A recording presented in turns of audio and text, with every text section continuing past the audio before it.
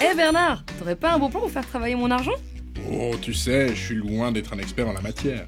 Cher Angie, vous pouvez me confier vos économies. Je les ferai fructifier en un rien de temps. J'ai plusieurs casquettes, et notamment celle de conseiller en investissement financier. Hé hé.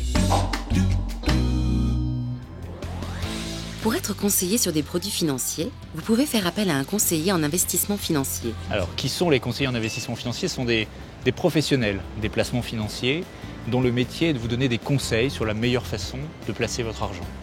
Des professionnels qui ont un certain nombre d'obligations vis-à-vis de leurs clients. Effectivement, le conseiller en investissement financier doit d'abord dire qui il est et expliquer au client comment va s'organiser la prestation de conseil. Toutes ces informations sont réunies dans une lettre de mission qui mentionne également comment votre conseiller sera rémunéré.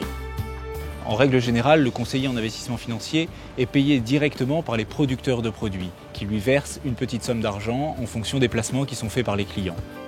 Cette somme se répercutera sur les prix des produits que vous achetez.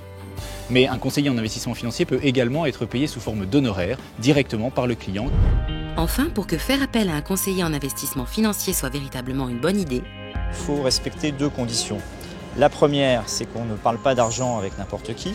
Regardez si la personne est enregistrée sur l'Orias, qui est un site, ou posez la question à la plateforme de l'AMF, AMF Épargne Info Service, qui vous dira si la personne peut légalement vous conseiller. Autre règle importante, c'est qu'on n'investit pas son épargne n'importe comment. Il faut que vous preniez garde si votre conseiller en investissement financier vous promet un grand rendement, ça veut dire que vous pouvez aussi perdre de l'argent. Et au final, sachez que vous êtes libre de suivre ou non le conseil de votre conseiller en investissement financier.